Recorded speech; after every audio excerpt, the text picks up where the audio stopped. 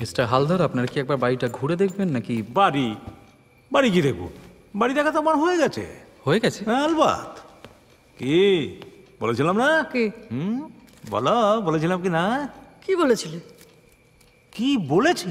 কমপক্ষে 10 বার বলেছি যে এই বাড়ি 200 বছরের কম হতেই পারে না। তা বলেছো, 10 বারের বেশি বলেছো। হ্যাঁ, চৌধুরী কি বলেছে? হ্যাঁ, কি? এই অঞ্চলে নাকি 100 বছরের কম পুরনো বাড়ি হবেই না। বলেন ইডিয়েটটা? তা বলেছে। রাজা বাহাদুর নিজের মুখে বলেছেন যে এই বাড়ি 300 বছরের পুরনো। কি রাজা বাহাদুর, তাই না? হ্যাঁ, 300 হলেও এই দিকটা এখনো ভালোই আছে। থাক ভালো, কিন্তু ওই দিকটা তো রুইন্স, একদম ধসে তো গেছে।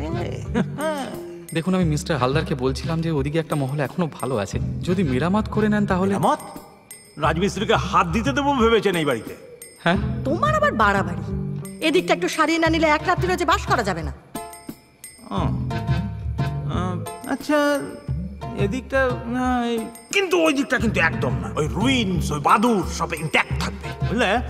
এদিকটা একটা পাকার রাজমিস্ত্রি লাগাতে হবে, বুঝলে না? প্রতিটা ফাটল একেবারে ঠিক মতো রেখে ভেতরে ভেতরে মেরামতটা করতে হবে, বুঝলে না? যাতে মেরামতের একটা চিহ্ন ধরা না পড়ে। মিস্টার হালদার, আপনারা কি পুরনো বাড়ি খুঁজছেন? আলবাত, নাহলে এত দূর ছুটে এসেছি কেন? যত পুরনো হয় তত ভালো। নিশ্চয়ই, খুঁজেছি কম, পাওয়াই যায় না। সবাই বলে 200, 300, গিয়ে দেখি বাজে মেকিমা 100 হবে কিনা সন্দেহ। কিন্তু কেন? কেন ঠকাবার ইচ্ছে আবার কেন? বাঙালির কি স্বভাব জানেন না? না না, তা নয়, আপনারা পুরনো বাড়ি খুঁজছেন কেন? তো কি নতুন বাড়ি খুঁজবো? নতুন বাড়ি কার নেই? টিনের চালা বেঁধে যে লোকটা গোলা সাবান বানাচ্ছে তারও তো একটা নতুন বাড়ি আছে।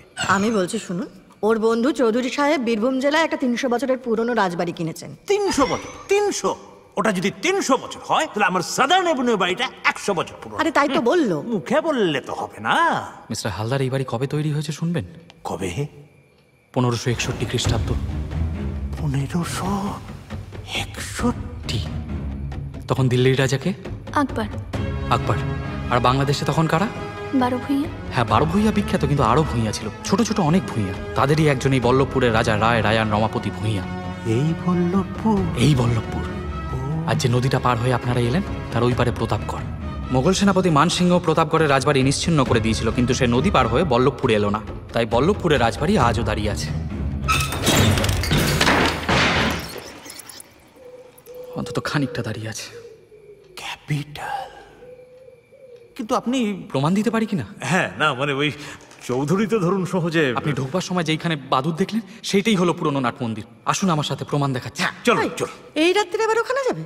সাপ খপ থাকে যদি? এই সাপ খপ আছে নাকি? সাপ? আমি বাথিয়া নিয়ে নিচ্ছি মনোহর। না না না, ওসব সাপের ব্যাপারে আমার কোনো বিশ্বাস নেই। এই কাছে পিঠে কোনো প্রমাণ নেই? সাজা